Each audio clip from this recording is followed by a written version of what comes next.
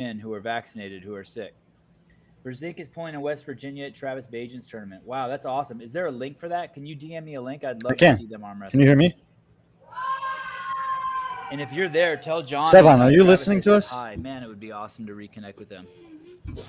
Get a paper What? towel. Ryan, are we live? Oh, why is he not listening to us? Oh. I have no idea.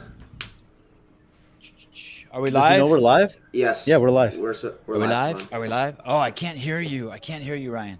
Yeah. You can't hear either of us. I can't hear either of you. Can you guys hear each other? Yes. Yes, and we can hear you. Hold on. Headphones. Got it. Are we live? Yes. Yes, you can come visit. Guys, we are going live on the Sevan Podcast YouTube channel. Check it out. I'm going to hang up here. Peace and love. Peace and love.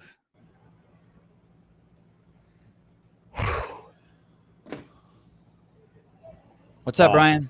What's up, Brian? I am. That was a lot in a couple hours, so I'm going to rely on you to guide me here because I have way too many thoughts. Okay, I got a lot of notes. You give me a topic, and I'll give my opinion if I can. I love it. I'm going to open a new window here. I'm going to go to the. We should start with the men if we can, so that we can, because the women's might need a minute to upload to after the last event. Look at you're my kind of guy to tell me I'm in charge and then start giving orders. I like that. I am opening. I'm opening up the chat window. Any second, we're going to be off to the races. Okay. Let's do it.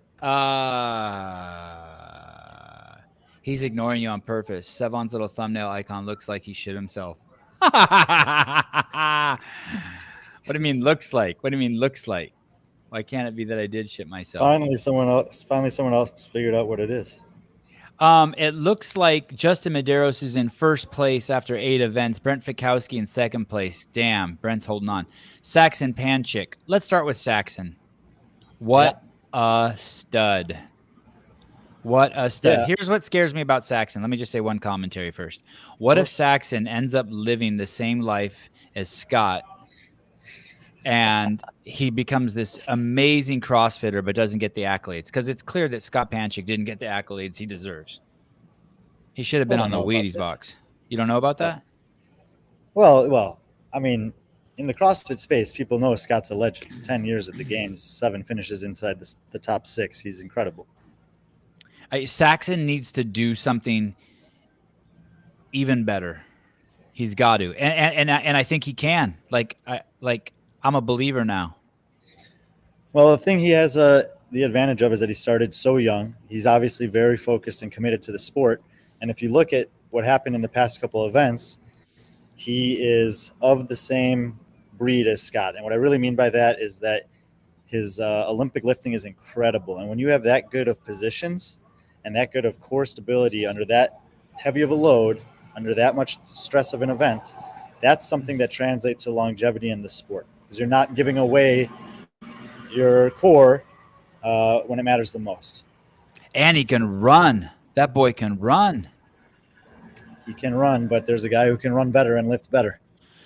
And who's that? That is Guillermo Mayeros. Oh, man. And that guy is – that was amazing. I think his performance on Event 7 is probably the single best performance we've seen yet at the CrossFit Games. Wow. You mean this year? This year. Yeah, pretty impressive. I would vote for I really was impressed with Pat Vellner's run.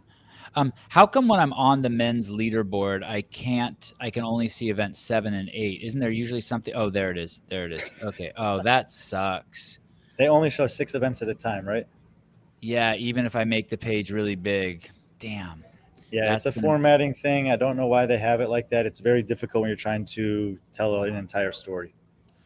Let's talk about Janikowski. It's interesting. He got capped on event 6, and he was able to finish event 7th at 7:29. He was in 24th place in that event, but he still currently sits in 6th place. Yeah, so the reason he got capped on event 6 is the reason why almost the entire field got capped in event 6 is because that time cap was too aggressive. And what we saw there, I texted you guys right away and I said, wow, this is an aggressive time cap. And if they haven't built in a tie-break system, we're going to have a problem on the leaderboard. Now, I think they had built in a tie-break system. If I'm not mistaken, it was the time on the clock when they lifted their 4th barbell, because a majority of the field did not. They did the run and were just approaching the last barbell and didn't finish it. So if that would have been a pile up and a tie, that would have been for me, a scoring nightmare that could have potentially affected the overall result. But it looks like they built in that tie break. And I have to commend them for this, because sometimes in competitions, you just realize that you missed something. And if you miss something, it can happen. And at the games, it seems like maybe some people might want to say that it's inexcusable, but they did a lot of testing. You know that Dave is very meticulous with his testing. You know that as well as anyone. And then he made the call. I think that he made the call after that event, or maybe even in the middle of that event, to extend the time caps on the subsequent for the women's heat and then for event 7. And because of that, we had a lot more people finish, which is obviously a lot more enjoyable for the fans. And also, I think that was the intent. We wanted people to finish those workouts. It's very exciting to see them lift that last bar. You know, the Coliseum loves stuff like that. So even though it was maybe an error prior to the first, for the men's event 6, they corrected it. And as a result, we had really exciting, dramatic, compelling stories in women's event 6 and then men and women's event 7. Let me ask you this. There's a ton of things to clarify here, but let's all get on the same page here and see if we can understand the situation. Are you saying that event 6 had a 6-minute time cap for the men? Then when it went to the women, it was supposed to be 6 minutes, but they decided to extend it to 7 minutes. And then the following event, event 7, they hung with that 7-minute time cap, and then they also shortened the run from 200 meters to 150 meters. Is all that correct?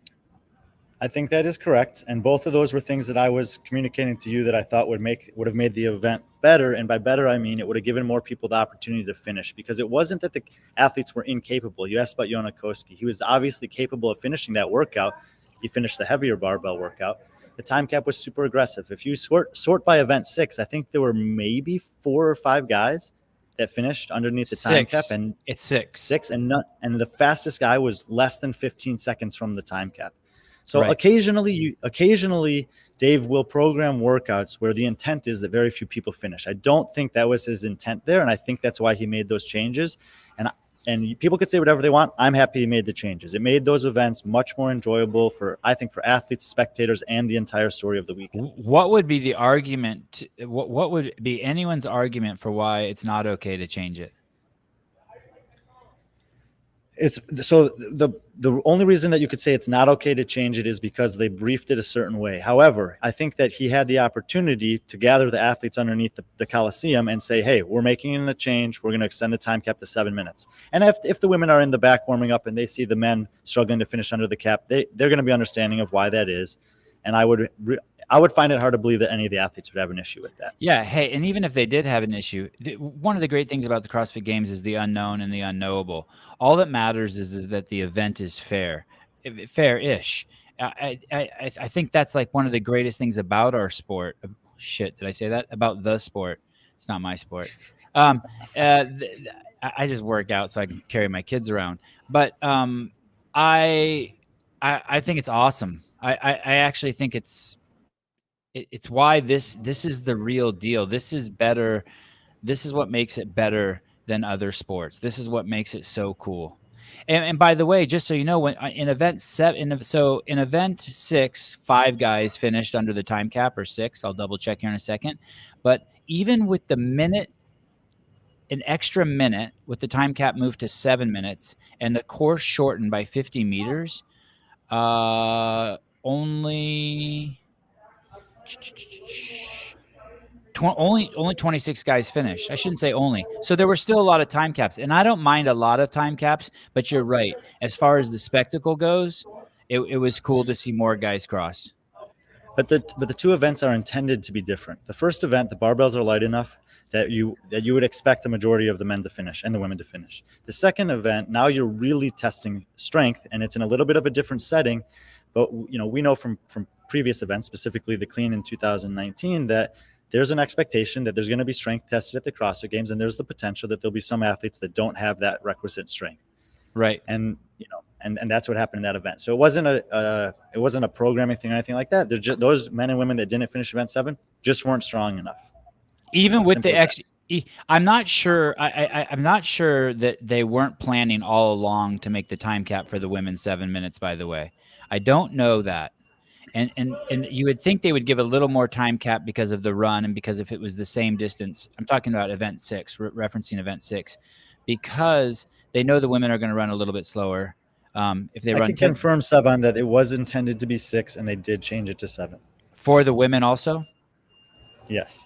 Okay. And then, what's interesting about that is then only one woman would have finished, and it would have been Tia-Claire Toomey, because she's the only woman who got under 6 minutes in event 6. Yeah, and we were speculating earlier that something might be wrong with her. She looked a little tired in a Friday night. She obviously didn't win this morning, but she had a 6th place finish. And if these are the events you would expect her to win, and that's exactly what she did. So I think she's okay. I think that was just, look, it's the women's field is very good. It's hard to win every event. And maybe that event this morning just wasn't a great event for her relative to what we expect, which is basically to, win or be 2nd or 3rd in everything. So I think she's fine. Hector, if you want our attention, that's not the way to do it. Keep doing that shit, buddy, and you'll be doing 100 burpees in no time, just like my kids. Yeah, and it's clear that she it's clear that nothing's wrong with Tia. Man, that was silly of me to say that earlier. Did you hear Sam Stewart is out with a bicep strain? Add him to the list. We're down to 34 men remaining in the competition at this point. 4 of those guys are going to be cut after the final event tonight. And the bikini girl with all the bikini pictures and butt shots on her IG, she's out too. That's right. The ankle injury we talked about earlier for Danny Spiegel, and as we suspected, she also had to withdraw. The other withdrawals recently were Adrian Mundweiler and Sean Sweeney. Gotcha. What happened to Mundweiler? Honestly, he came into the weekend pretty banged up. His knee and his wrist were bothering him. He was actually, he and his team were talking about if he was even going to start the competition. And look, the tests have been tough.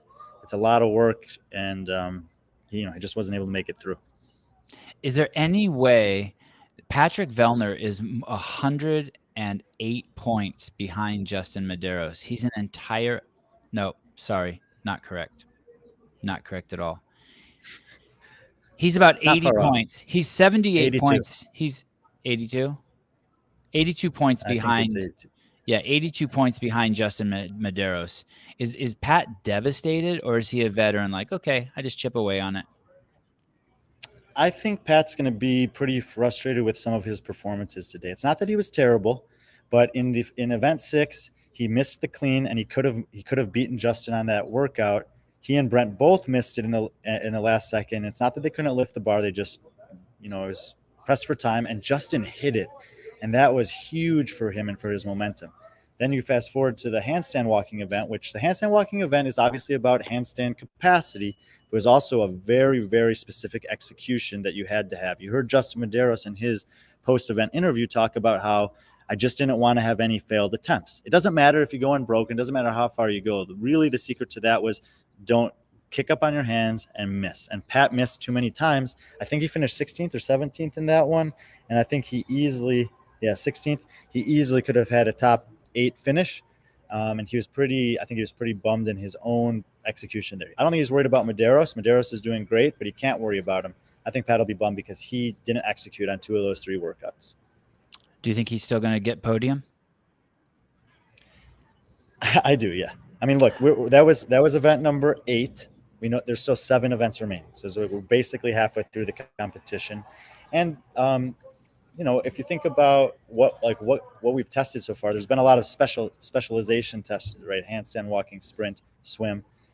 So I think that we'll see a few more workouts that'll be up his alley, where he can have those, maybe another win, maybe some top 3s, top 5s. So I think podium is well within his reach. Did you see when Amanda Barnhart crossed the finish line, her boyfriend gave her that tap on the ass? I did not see that. No. Because you were there, but that was amazing. That was so awesome. Ryan, did you see that? No, you did not see that. Ryan, I can see you. Normally, I can't see you. Anyway, I thought that was as good as the planes flying over the stadium to watch that. That was a classic move. She came over and gave him a hug, and you just saw the hand slap on the Lulus or whatever they're wearing. It was a classic move. Probably noble. But that's one of the most impressive things I've seen that's non-games related. The most impressive thing I saw, which kind of like I need help getting my head wrapped around, is how well Emma Carey did on Event 7. After watching her do Event 6, I would have never, ever thought she would do that well on Event 7. I mean, sure, you can say, well, she adjusted her position, she caught the bar differently, blah, blah, blah. But come on, man. She did Event 7 with ease. I mean, I think we talked about it after Event 5. We were going to wait to see if Emma Carey and Mal O'Brien would be as strong in this setting as they were in open and quarterfinals, where their strength numbers were basically world class. And it still continues to boggle my mind at that age how they can have such strength. But her positions were pretty good, and I'm with you. That was a little bit surprising given the way it looked in 6 to 7, but she's a warrior. I mean, she hasn't had any stellar performances, but she hasn't had any terrible performances, and she's sitting pretty tough right now. I'm not sure what position she's in overall. Have they updated the women's leaderboard? I believe so. I'm trying to look what place she finished in Event 6. It would help if I was on the women's board. Yes, they have. Actually, man, if this is crazy. She's in 19th overall. And she has 4 finishes in the 20s, 29, 27, 22, 28, 25. So maybe those aren't actually that great. But still, she's hanging tough and has a chance to make both of the cuts. Dude, she got capped. Listen to this. Emma Carey got capped in Event 6, but finished.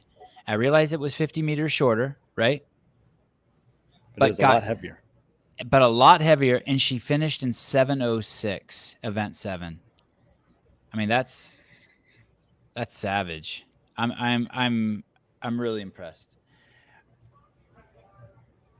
When I was watching the Event 6 and I was watching Fikowski and Vellner when it first started, it looked to me like they were competing with each other, like almost. And I think maybe it's not that anymore, but it almost like, hey, they believe they're the 1 and 2 best guys there, and that the goal is not to chase the rabbits out front, but just to beat each other. Thoughts? I think at that point in the competition, they were believing that. But at this point in the competition, if they're not respecting the force that is Justin Medeiros, then they're mistaken. And they're veteran enough, they're savvy enough to understand that Justin's a real threat at this point. The threat, potentially, at this point. Yeah, and if Justin Medeiros has had his worst event, which was Event 2, 15th place, then it's going to be really, really tough to catch him. Kristin Holte, Event 7. Are you tripping? I mean, after what she did at this point in the weekend, the only thing that I can say about what Kristin Holte is doing here is that we seriously have to look back at semifinals and say what happened at the Granite Games, because she did not qualify from the semifinals, and now halfway through the competition, we've tested a huge variety of things, and she's looked amazing. We've seen historic races between Tia and Kristin, and they almost always center around long-distance endurance events. But on Event 6, she was right there, neck and neck, challenging Tia on yes, there was some running involved, but a barbell lifting event, which we know Tia is literally the best at. Oh, yeah. That was amazing to me. And then follow it up with the heavier lifting event. She didn't do as well as she did in that one, but she still had great strength, great positions, stood up every bar, didn't miss a rep. And Kristin Holte is obviously a games athlete. Coming into the season, 4 finishes, 13th or better in her career in 4 appearances. She's on track to do that again. And if you have a semifinal programming that doesn't get an athlete like that to the games, then I think that this is where we really have to ask, what is CrossFit doing to make sure that the semifinal programming is uniform across the board so that something like that doesn't happen? And I understand the last chance qualifier is in place for that specific reason. But I don't want to have anything that, I don't want to say this negatively about what Caroline Connors did at semifinal. She earned her spot at the games, but I think if there was just an addition of one more aerobic element at the Granite Games that weekend, Christy would have got in instead of her, and then Caroline would have been relegated to the last chance qualifier. And if Caroline had got to the last chance qualifier, that Karen Freyova would have taken the second spot at the games, and the Karen Freyova would be performing better at the games than Caroline Connors is. Okay. I know you couldn't resist. Okay. I'll let that go. Let that slide. But you're right. I think you're right. Nothing negative here. We're just looking at what's happening, and we're speculating about. We want to get the best athletes to the games, right? And especially when you look at what's happening this year, and I know it's maybe an outlier year with this many withdrawals. We're on a record-setting pace for withdrawals at the games. Are we? Is that true? Yeah, I believe that outside of the early, I think maybe 2008 and 2009, when there were like so many people at the games and not everyone finished the weekend, this is going to be the highest number of athletes who don't finish the weekend. But we've seen they weren't cut. Right, but we have seen this kind of stuff at regionals. We have, there was the Pectair year. We've seen this I think we saw it in a Masters event when they were doing a hang clean with the thick bar with 155 pounds. We've seen events that particular events that take out a bunch of people. But you're right. Hey, let me ask you this. Do you think that's indicative of the lead up to the games, that it's too hard on the athletes?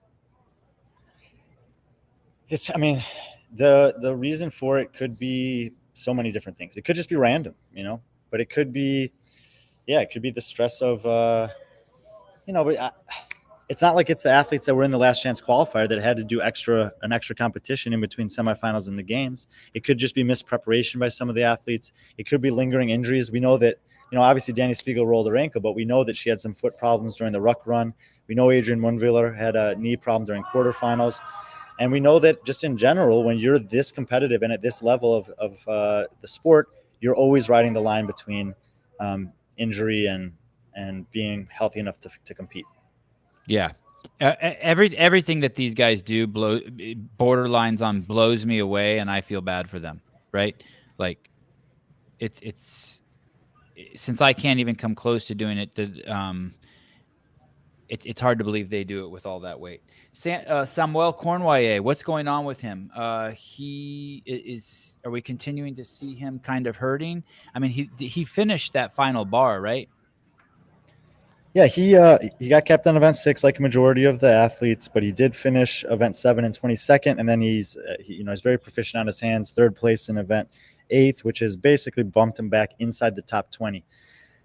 I heard that he was not feeling well this morning. It looks like he's feeling a little better this afternoon. Hopefully, whatever this thing that's bothering him is in terms of illness will be short-lived, because I think he is an athlete that is fit enough, capable enough, and deserving to be within that top 20. So it'd be a bummer if an illness prevents him from making it through. I think event 6 and 7, I was glued to the TV set. I really enjoyed them. I thought they were an amazing spectacle. I thought it was cool watching the people come in and out of the stadium. I bet you if you were there, it was fucking awesome because you got to see it once and then you got to see it again. I think it's crazy how much weight they lifted. I think everything about the event, from me sitting in my living room watching on my TV, was perfect, except I don't think the broadcast team, take notes, boys, get your pens and paper out, took advantage of the spectacle. From the 2 brain cells that I have that work at super high level, I will tell you that in sports, the whole thing about sports is competition. Like if someone runs a 3-minute mile, it doesn't matter if we don't know what the average mile time is. And the fact that the camera and the broadcast is not taking advantage of the spectacle. And what do I mean by that? We're not seeing people pass each other. There was a moment in the event, and it's not being highlighted. There was a moment in the last lap where Pat Vellner passed Brent Fikowski, and the commentators didn't mention it. And maybe they didn't see it because it was in the bottom of the screen as they were running outside. And I saw it. And that's like a huge moment. Sports are about passing people. They are about passing people. They're about losing and winning. All the drama comes when someone passes or doesn't pass someone. So to miss that is an enormous opportunity for the art of telling the story when the spectacle is so good. The other thing is Guy lapped Cole and Samuel. And that should have been like huge. That should have been huge, and it wasn't mentioned. And there were a half dozen other passes I saw in there, and that's really what I want to, as a spectator, that's what I want the commentators and the broadcast to talk to me about how close it is. I don't, to build the drama. That's where the narrative should be. Not and I do think that everyone knows I'm on Dave's jock, but who gives a fuck? I do think that the workouts were great and the spectacle was great. I just don't think the broadcast took full advantage of it. And the caveat or the disclaimer is that I'm a media guru. So Sevan, are you on the men's or women's leaderboard right now? You're done hearing me talk. I'm on the men's leaderboard. Can you sort by event 7 results? Yes. Done. It's done for you. Can you tell me the top 5, please? Guy is took first. Jeffrey Adler second. Alex Vigneault third. Royce Dunne fourth. Saxon Panchik fifth. And sixth is Zach Watts. You've trained me well. I'm getting good at these names. You are getting very good at them. So it's actually better than I thought. One of the things I was thinking about just watching the event and thinking about it, and we can remember back to 2019 where there was a lot of people who were unhappy because they got through the final round of cuts and they said, now we're going to test strength. This year, when they announced the 1 rep max snatch, there were a lot of people, including myself, who were wondering, and we haven't seen the whole programming, so you never want to be too presumptuous until you see the full picture, if we were going to have the same kind of situation where it's like, man, we have some really strong guys in the field who aren't going to get a chance to do the 1 rep max snatch. But here we have an opportunity to see the entire field participate in an event or 2 events that clearly demand high-end strength. And I think of the 6 guys that would finish in the top 6, 5 of those guys are actually in the top 10, with Zach Watts being the only one who's on the outside at this moment. And he's probably in jeopardy of not making it to the snatch. Obviously, people love seeing the big weights thrown around, and so the fact that there is a strength event or 2 like this prior to the cuts, which probably increases the chances of having the guys who are the strongest make it to that round, makes me very happy. And I think that it's a great improvement upon the way that strength was tested prior to the cuts in 2019. Hey, what if I don't know shit about programming, but what if they would have given them more time but made the weights even heavier in this? Or what if you have why can't you have a 400-pound bar and only 2 dudes can do it? I don't think anyone would have been doing that. I actually think the weights were. I actually think after watching all 3 of these events that they were very well programmed. Obviously that once they made the adjustment for the time cap, I think that the spectacle was great from there on out for all 3 of the events, where you had people like Guillermo or like Daniel Brandon on the handstand walk, or Tia with the bars, that were able to kind of obliterate the workout.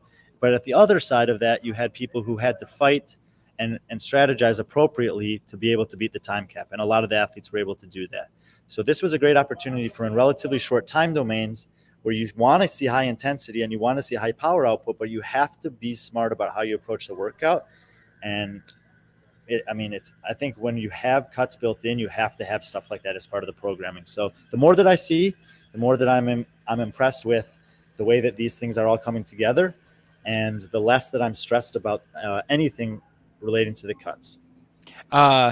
I'd like to give the broadcast, I think it was the Chase Ingram was the guy who said this. I'd like to give him a huge compliment. He referred to Danielle's situation as having to deal with COVID protocol instead of saying she's dealing with COVID or the pandemic, because a lot of people misspeak on that. They blame COVID for things that have absolutely zero to do with COVID and have everything to do with the response or the protocol. So I appreciate one thing I'll say about that. I think it was, I don't know if it had to do with the COVID protocol situation or not, but when Guy Majeros won event 7, they held him in the tunnel and brought him back out for a post-event interview, and the crowd loved that.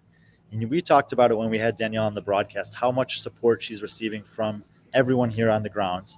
And she clearly was going to win that event, the handstand walking event, in dominating and impressive fashion. And they did not hold her in the tunnel and bring her back out for an interview after that. And I think that was a disservice to the fans here and at home who would really have liked to have heard from her. And if they didn't do that because of COVID protocol, I think that's a bit unfortunate. And if they, actually, I can't really think of a reason why they wouldn't have done it that I wouldn't be okay with. Ooh, That's funny. I didn't even notice that. You're absolutely right. They should have interviewed Danielle Brandon regardless. I agree. If they want her to keep her mask on, fine. Give her a mic and have the mask on. The people definitely would have appreciated hearing from her, especially given the extra stuff that she's had to endure and go with this weekend. And look, all of the interviews that they had today were well received by the audience, and they've interviewed the event winners of every single other one. And I'm not sure why they chose not to do that with her, but I was pretty bummed out by that. And they did it. They did interview Haley Adams, right? I left the Coliseum before that. I just received I think they interviewed Haley Adams. You're right. That is a shame. Not a shame that they interviewed Haley Adams, but that they didn't interview Danielle Brandon. Okay. I will write an email to complaints@crossfit.com. But that's true. Don't worry. You guys don't worry. We'll talk to Danielle Brandon a few hundred more times in this lifetime. I got a question for you. Those heart rate monitors, there was something really trippy I tripped out on. They showed Annie running, and they showed her heart rate at 130. And then they showed... This was on the broadcast? Yeah, on the broadcast. Oh, sorry. That's right. You were watching it live. So on the broadcast, they have the heart rates to promote the whoopee thing. The whoopee. Really? Yeah. And her whoopee, while she was running, said 130. And Noah's whoopee said 136 at the starting line. And I'm wondering how can their whoopies be, how could his whoopee be reading 136 at the starting line and hers be 130 while she's running? Like, I don't get it. Alex, I like the heart rates too. At first I thought it was just completely stupid because I've been brainwashed about correlates and what really matters. But I actually did enjoy it a little bit. I did a little bit enjoy it. So can you explain that to me? Why would Noah's heart rate be 136 at the starting line and hers be 130 while she's doing the event? I have no idea. I've never worn a Whoop, and I'm not familiar with the accuracy. I know a lot of people who speak very highly of them, and I've never heard anyone call it a Whoopie before. It's a Whoopie. You call it what you want, a Whoopie, whatever. I feel we sort of talked about this. I feel like Saxon and Medeiros have now made a really strong statement about who they are as CrossFit Games athletes. It's done, it's solidified, and it's only theirs to fuck up now. Like we believe, right? Like they're the future. We get it. You're here. Yeah, when we're looking 2 weeks prior to the games, I released an article on South China Morning Post saying there were 4 people who I thought could win the CrossFit Games. And in the case of Fikowski and Vellner, I said they can win because we've seen them beat this caliber of competition minus Fraser several times in the past 5 years. And I also identified Hopper and Medeiros, and I said the reason why I think that I have to include these two is because I just don't have enough information about them yet. They both had impressive results within the last 12 months. They say to me, there is the potential. We can talk about Jason Hopper if you want to. He's obviously got a ton of learning to do going on here, but I think it's more prudent to focus on the guys you brought up at this point. Justin Medeiros is answering all the questions. He and Guy Mejeros both acknowledged in their interviews today that the last 2 years at the CrossFit Games they're happy that they made it there, but it wasn't the experience that they're getting this year. So in different senses, they both feel like this is their rookie year because they're getting the crowd, they're getting the ambiance, they're getting the full experience, they're going against more competitors. And Justin is everyone who was like hoping that he would be what he was last year is very happy right now, and because he clearly is. And Saxon Panchik, this is extremely refreshing for him. He's clearly been good for several years. 4 years at the games already coming into this year. And I think it's 4 or 5. This is either 4 or 5 for him. He's very consistent and he's knocking on the door. But now you're talking about 3rd place halfway through the competition and the caliber of athletes behind him.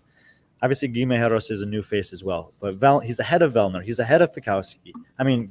He's ahead of Gudmundsson. He's ahead of Alex Vigneault, who's finished 9th and 11th at the games before. He's ahead of his brother, who's had 7 finishes, 6 or better. He's ahead of Noah Olsen, who's had 5 career finishes of 8 or better. This is a really impressive list. 140 points ahead of Noah, which is just crazy. Yeah, and he's still relatively young. Medeiros is maybe the 3rd or 4th youngest in the field. So when you're talking about the future, because we know that there's 10 guys, 30 or plus in the field right now, yeah, these are the guys that can be here for the next 5 to 8 years. I keep seeing you look up like you're looking at a leaderboard. What are you looking at? I'm looking at all of the people passing by making noise. Oh, okay. I thought you were like you were looking at a giant standings board. No. Ryan, I think we need a 30-second video, like commercial in the future for these shows so that like I can take a pee break. You know what I mean? Like just some sort of I know we're only 35 minutes into the show, but I have to pee so bad. I'm never going to. You have to pee, Sevan? You can go pee. While you're peeing, I'm going to talk about the cut line scenario for the event coming up tonight. Okay. Can I say one thing real quick? And This may offend some people, so I'm going to say it in two different ways. So that way, if it offends you the first way, it won't offend you the second way. Emma Carey is Colton Mertens at 145 pounds. She's 5'4", 145, and Colton Mertens is 5'4", 185. And if that offends you, well, then you could say that Colton Mertens is Emma Carey at 185 pounds. So you word it any way you want, so it's not offensive. But I was watching this, I'm like, oh, this is the same athlete, but just like the male and female version. I don't want to offend Colton Mertens' girlfriend in any way. She's probably a wonderful girl, but they would make a tremendous couple. Okay, go ahead. Speak your mind, Brian. All right, well, Sevan's using the bathroom. So setting the stage for event 9, which is the final event tonight and the final event before the first round of cuts. On the men's side, Luka Jukic is in 28th with 249 points. We're going to ultimately cut down to 30 athletes for tomorrow morning's event. And behind him is a 3-way tie at 248 points between Agustin Richelme, Colton Mertens, and Tim Paulson. So those are the 4 guys to keep an eye on for the event tonight, because only 2 of those 4 can make the cuts. And Roy Gamboa is technically not out of it, 14 points behind that. But given the nature of the way that those guys have done this weekend, it might be tough for him. He hasn't had that many good event finishes. On the women's side, Michelle Basnet is in 29th, 268 points. Sasha Nieves is ahead of her with 273. And then Reagan Huckamy and Sam Briggs are tied at 266 at 30th and 31st. So Sam would be the one out right now on the tie break. And Amelia Lepinen's probably the only other person in contention, 261. So if any of those are the athletes that you're closely watching this week and you're hoping that they'll have an opportunity to compete tomorrow morning, those are the 4 or 5 athletes in both divisions on the cut line. Feeling better, Sevan? So, yeah. Say their names again. This is interesting. Women: Sasha Nieves, Michelle Basnet, Reagan Huckamy, Sam Briggs, Amelia Lepinen. Reagan Huckamy. Only 3 of those 5 will make it through the cut tonight. Damn. Okay. Do we know what the workout is? Do we know what the workout is? I don't know if it's been announced yet. I have not seen it announced. If anyone in the comments has other knowledge, please post it there, and we can talk about which one of those athletes might have a good chance. It has been announced. Brian's insinuating that he knows what it is. Okay, yeah, let's get a confirmation so that Ryan doesn't do. Brian, what's your name? Brian. Brian doesn't do something to get kicked out. By the way, Ricardo Garcia, thank you for the $40. You are awesome. I want to tell you guys something.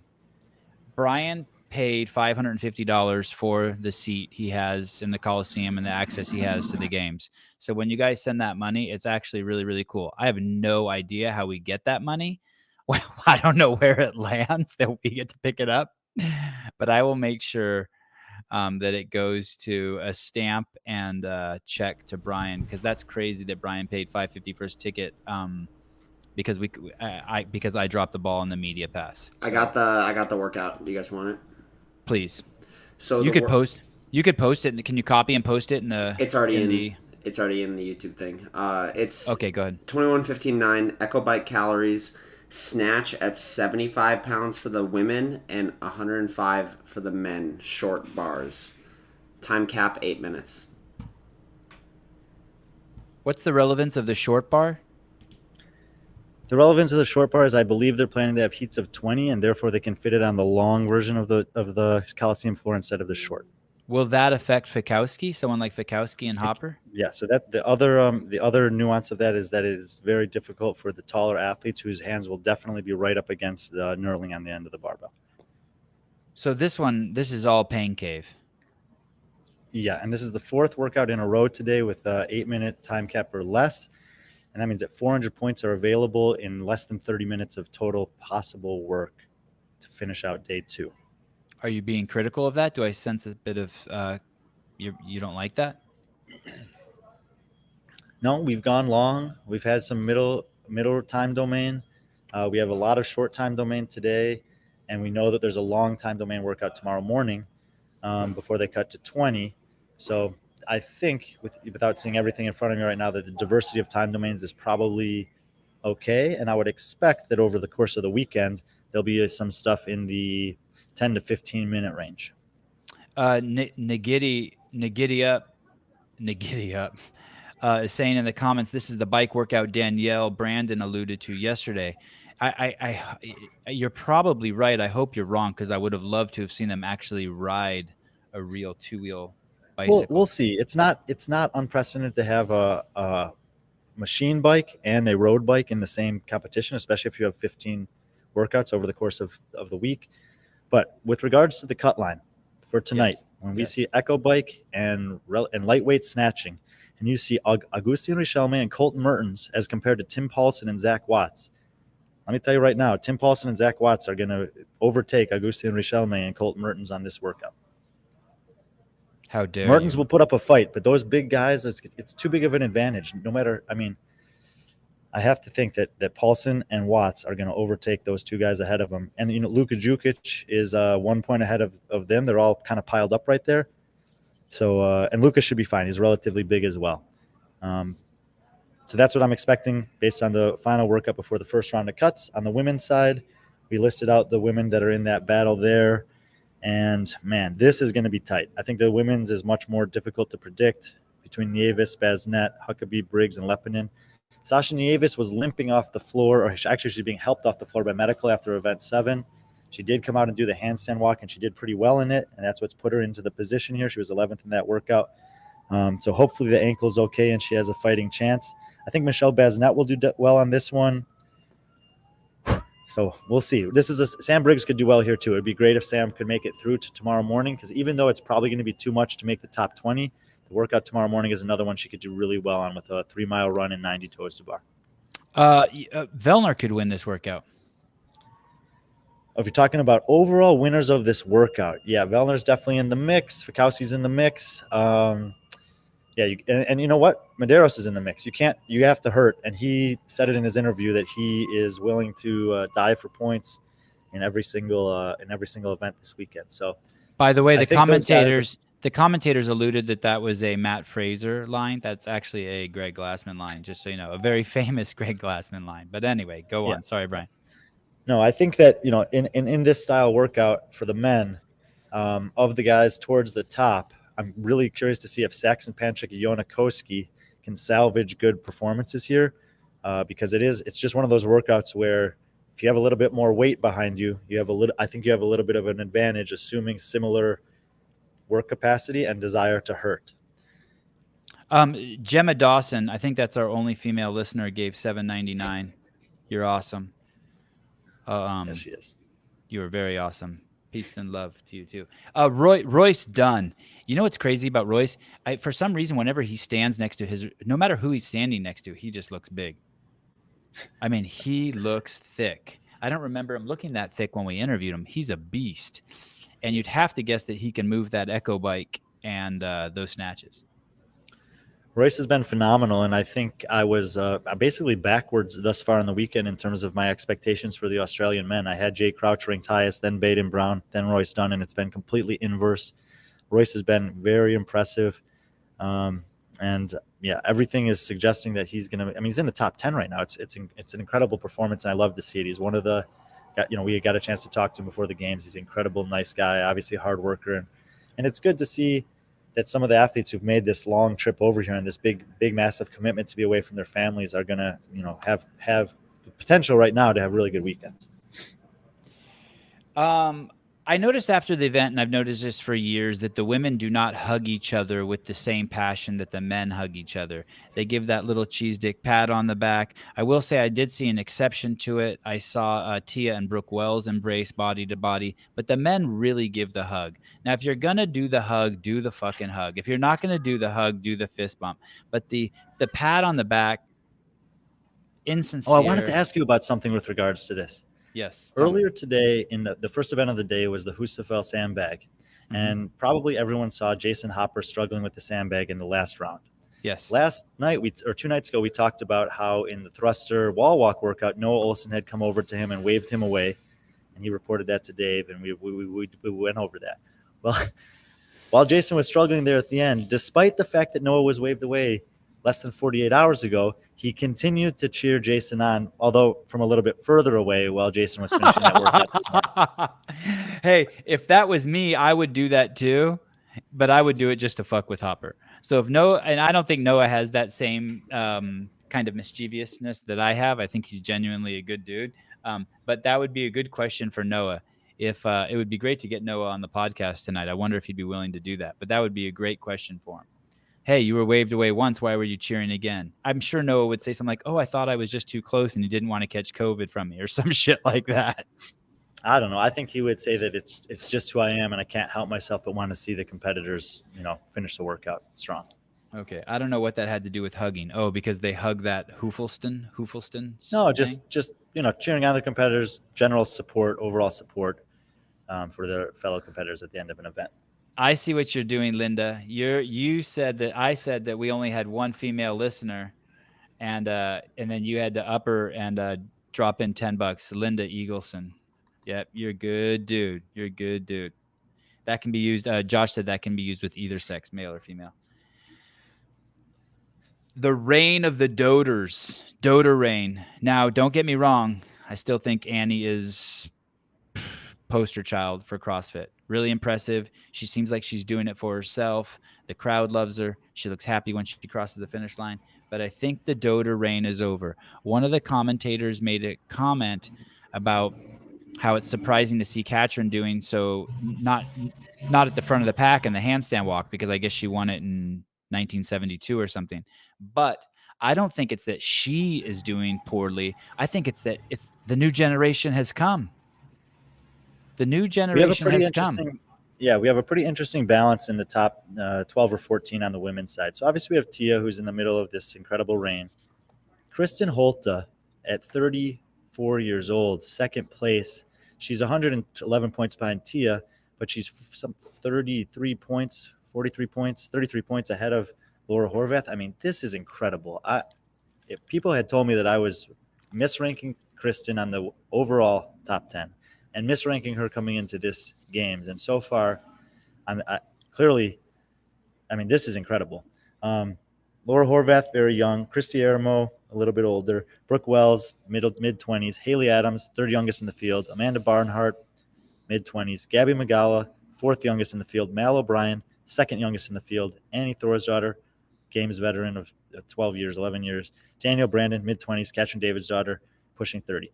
So we got this really big spread where we have basically and just let me throw this in there. The first person you said, Tia Toomey, has 773 points. The 12th place person you said, David Katrin's daughter, has 475 points, almost 300 points behind the leader. But it's really cool from a longevity standpoint that we have basically 4 women that are 25 and younger, or maybe 5. 4 women that are in their 27 to 29 range, and then 3 women that are 30 plus. And so we see this really kind of unique balance of women from a huge spectrum of ranges doing very, very well. And I agree. And the people at the bottom, we have some seniors down at the bottom, right? Some older athletes. We do, but we have some young ones too. Sasha Nieves is young. Michelle Basnet is young. Sang-Young Choi is young. I think she's mid-20s. I'm not sure how old she is, actually. I just wanted to say her name. I just wanted to show off. And you did so good with that. That was nice. But yes, Reagan Huckabee, Sam Briggs. And actually, even though Amelia Lepinen's only her second game, she's also 34 years old. So, yeah. And Jess Griffiths over 30. Ellie Turner's in 26. She's 21 or 22 years old. So we have just from top to bottom on the leaderboard, there's this really nice blend of ages, and it's good. We want to see that. We want to see the younger generation coming in and starting to assert themselves, and it's clearly happening. I want to say something about Sang-Young Choi. One, because I love her name, Sang-Young Choi, but also that was the crowd's moment to shine, and that was CrossFit at its best. That Completely agree. I was like, yeah, that at that moment was maybe the only time in the entire times of watching the games that I wish I was there. I love that shit. Not just cheer, but get on your goddamn feet. She's in the top 40 fittest women in the world. Who gives a shit if she's in last place? She's warring for us. And I thought the crowd shined there, and that's the whole point of CrossFit. 100%. I took a video of that, put it on my Instagram story, and I said, tagged her and said, we are, as a community, are so glad that you are here competing, representing your country, representing that part of the world, putting up a fight until the end. And the crowd responded to that. They didn't care who she was. They just wanted her to succeed. And she stood the bar up in large part because of the crowd support, I believe. Jacqueline Robinson just gave $5 towards your ticket. After my processing fee of $2.50, Brian, I will send you the other $2.50. I want to talk about Houdet. Andre Houdet. Yeah, Andre Houdet. How old is Andre Houdet before I tell you what I think? He's pretty young. I think he's 23 or 4. Oh, he's 27. Damn. 27. Okay, I was off. I apologize. This boy can run, and he is strong. He is. And be on the lookout for him in event 10 tomorrow morning. What's event 10? He should do well tonight also. What's event 10, Brian? 30 toe to bar, 1.5 mile run, 30 toe to bar, 1.5 mile run, 30 toe to bar. Wow. Yeah, it's going to be a great event for him. But there's a nice contingency of European men, Andre Houdet, Lazar Jukic, Henry Kepelainen, we talked about him earlier, who are still all in the top 16. As you've acknowledged on the women's side, there are some gaps starting to form on the leaderboard, which is okay. But for guys like that, this is a great opportunity for them to get some recognition, and they're having incredible starts to the weekend.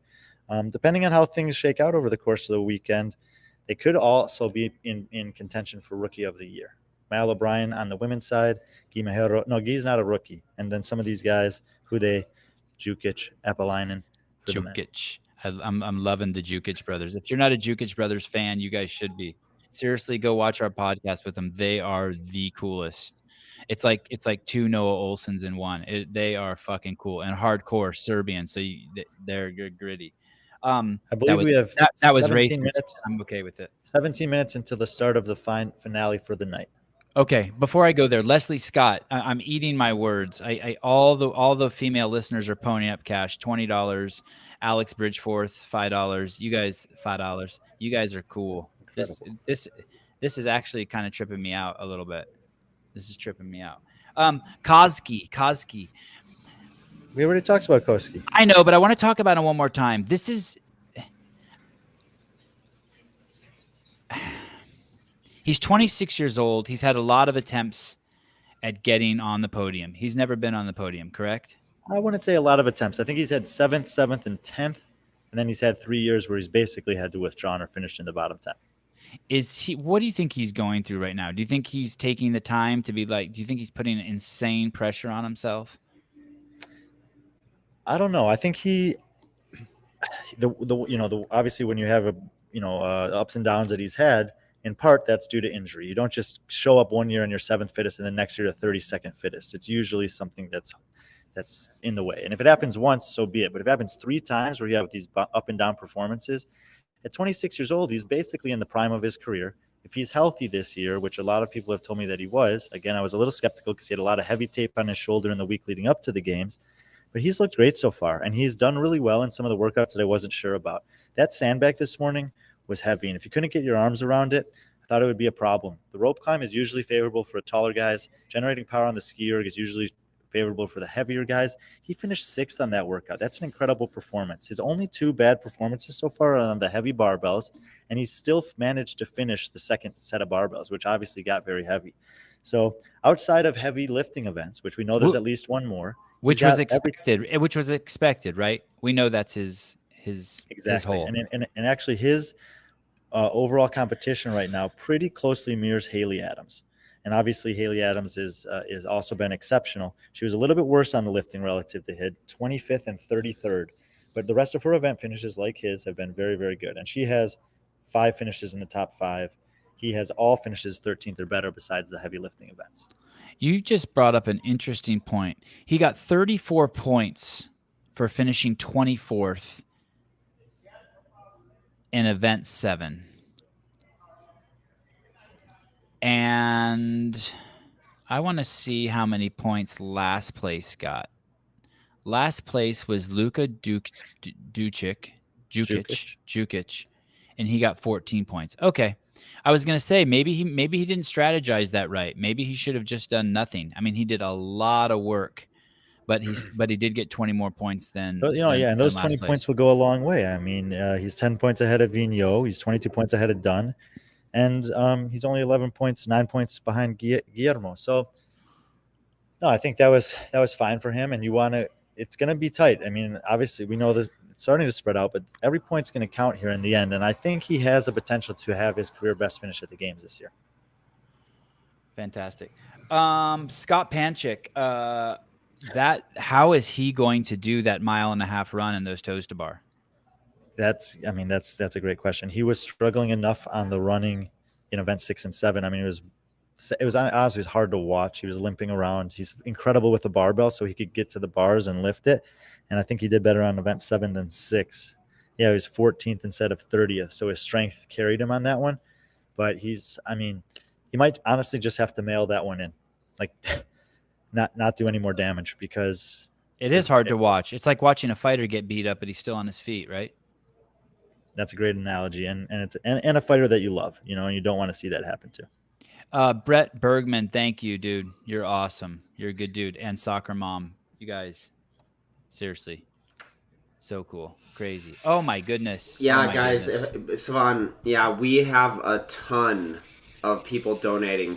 Someone said, oh my God. Some guy just donated $100. I was actually DMing with this guy for like probably 20 or 30 minutes last night. It was probably one of the most relaxing things I've done in the last couple of days.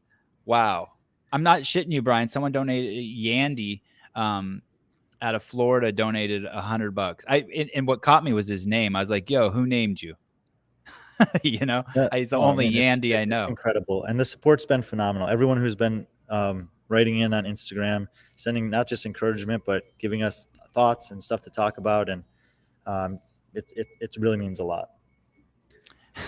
Roy Dunce. Someone said they'll give us $10 if I say Roy Dunce. That's all I have to say. Oh, I get it. Instead of Royce Dunce. It happens, guys. It happens. Yandy is a good dude. Jason Smith. Okay, so many people are telling me, get him on the podcast. And I'm just like, fuck this guy. He's an old guy. He's 37. But you know what? Blew my mind today. Total fuck up not having him on the podcast ahead of time. Because this is what I started thinking. He could be Mallory O'Brien and Emma Carey's dad. He's old enough that he could have had 2 kids who are competing in the games. If that guy would have got busy when he was like 19, he could be competing against his son right now. And that would be a first. Can you imagine that, competing in the CrossFit Games with your son? I mean, he's a freak, and he's coming out hot. I think in event 6, he may have been in the lead for a couple laps. Yeah, 14th on that one. I think he's probably has a similar mentality to Scott Panchik. I don't know if I'm ever going to make it back here again, or how many years I will have left at this level, and why not go for it and make it count while I'm here. He's sending it. Tia Tai's event record wins with Matt Fraser. Did she surpass him in that? Not yet, but will happen soon. Hey guys.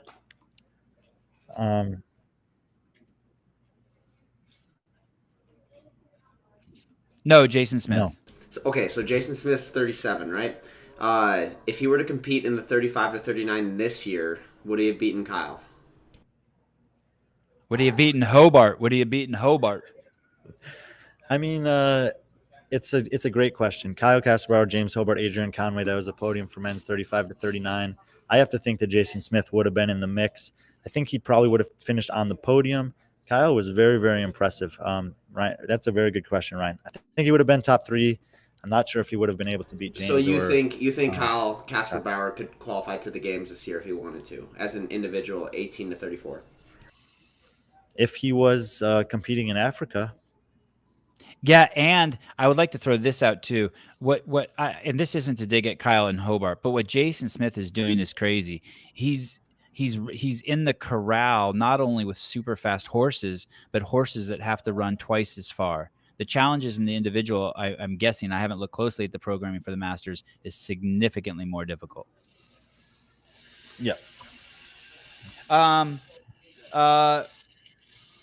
Tia Toomey, I'm almost positive, hopefully we can get her on the podcast at some point, once again tried to walk away before the interview. And that's not a dig at her. I don't blame her. But someone also, I saw it happen, and then they grabbed her and brought her back after her event win. And then someone sent a video to me being like, hey, you're right. She is trying to get away. And I'm not blaming her at all. Like, man, like how many times is she going to talk after an event? I always have this conversation when I go to other events, semifinals or sanctionals or whatever. If you have an athlete like that that's there, and let's say you have 7 events at the event, and you kind of know they're going to win half the events or more, how many times do you really want to talk to them, and how many other opportunities do you want to give athletes to talk to? If it were me looking at events 6 and 7, I would have had and I saw Guillermo challenging Tia like that, knowing that the heavier barbells are coming, knowing that Tia is likely to win event 7 too. I would have taken Kristin in event 6 and Tia in event 7. Instead, they had Tia both times. And I think that it's just the redundancy of having her up there over and over again. Obviously, the crowd loves her, but I think we could look for opportunities to talk to the second place person who's challenging her every once in a while as well. Yeah, the person I would have liked to have here, I think you just said it, was Aramo. That would have been cool. And it was, and what a class act Tia was by giving her a nod in the interview, right? By like, wow, she was chasing me down. And that's something that Tia often does, is give credit to the other ladies or one woman in particular who challenges her in an event, and credits her for, giving her that push. Maybe a couple more before I go back to the Coliseum. Okay, one more. I would like to make, it was interesting when Danielle Brandon was walking off, she was like putting on her mask and then taking it off and putting on her mask and taking it off and like waving to the crowd. And I just want to say that it's a sin to cover that face. And it's almost a sin to cover any of their faces, any of those men or women. I was sitting here with my wife watching it when, and there was a close-up shot of Jay Crouch, and like, what an incredible expression of our human form. Like, these men are just like chiseled and clean, and then you see Noah's face close up, and it's I feel healed when I see close-ups of their face. That is probably the main reason why I like Tia's interviews after she wins, so I can see a close-up of her face. I just want to see, like, these are our human colleagues, this is our peer group. I mean, Danielle talked about it when we talked to her, that it's really difficult to put the mask on immediately after a workout. I mean, you're breathing heavy, you just want to get some air into your lungs, and then she's the only one that's being mandated to do that. So then Jay Crouch, you mentioned him. Man, I thought he was going to do really well in the handstand walking event, and he just didn't execute it that well, and I could tell that he was bummed out about it. And it's going to be interesting because he's right on the cut line. Noah and Chandler ran in lifting shoes. What do you think about that? I don't know if other people ran in lifting shoes, but someone sent me a DM saying that. I think there were a handful of people. I think Fikowski might have also. And actually, if you check Dave Castro's Instagram, when the workout was announced, Christine, who was writing those posts, had checked in with Amanda Barnhart and Katrin David's daughter, and Katrin said that she was also planning to wear lifters in the second, in event number 7. So, at that point in event 7, and especially a lot of people weren't running, they were jogging and just setting themselves up to try to hit the lift. And if that's the case where, it's that heavy that you need that little extra support, I guess it makes sense. And before you go, there's a name we have to mention that we haven't mentioned. Rich Froning. This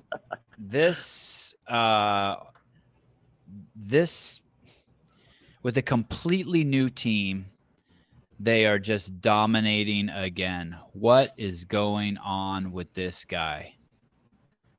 Well, obviously, Rich is the best team athlete that we've ever seen, but he also has the 2 best female team competitors in the game on his team this year. And I always talk about, when I'm trying to evaluate which teams have the best potential, that if your women are strong, that you're going to have a chance. And so to have the best guy and the 2 best women, it's not surprising they're dominating the way they are. Al Izzy just donated $10 for Roy Dunne. Royce, I'm so sorry. Please don't look up my address and come to my house. I'm a man of small stature. You're a good dude. I love you. Okay, thank you. Hats off to Froning. I'm gonna agree with Samuel Cournoyer. He's the fittest man walking the planet right now. I don't know why, but I'm sold. Thanks, guys, for tuning in. Incredible show. I can't believe we got through all my notes. Brian and I are now going to go watch the final event. Ryan's going to watch it. And oh, yeah, donations. Ryan's saying I should say thank you again for the donations. That was crazy. That was a little overwhelming.